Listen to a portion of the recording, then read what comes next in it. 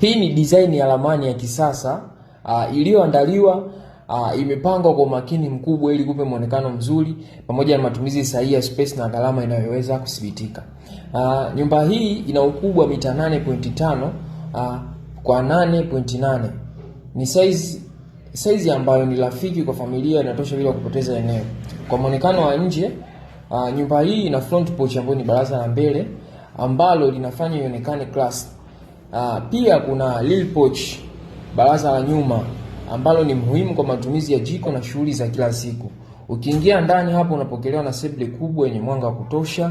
Pia ina sehemu ambayo ni nzuri kwa kupumzika na kupokea wageni. Kutoka hapo kuna passage inayounganisha maeneo mengine ambayo kwa mpangilio mzuri sana. Kwa ndani ya nyumba kuna master bedroom kubwa kwa ajili ya wenye nyumba. Pia kuna bedroom ya pili kwa watoto au wageni.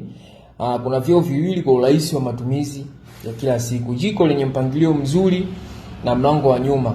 Mpangilio wa nyumba hii umezingatiwa sana. Wageni wanabaki kwenye maeneo yaliyo bila kuingiliana na sehemu binafsi za familia.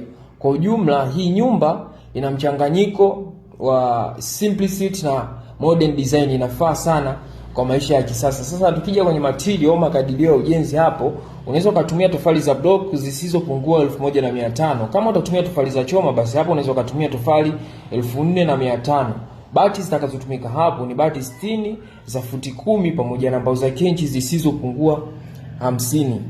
Hii ina maana unaweza kujenga nyumba yenye muonekano wa gharama kubwa lakini kwa budget inayopangika vizuri.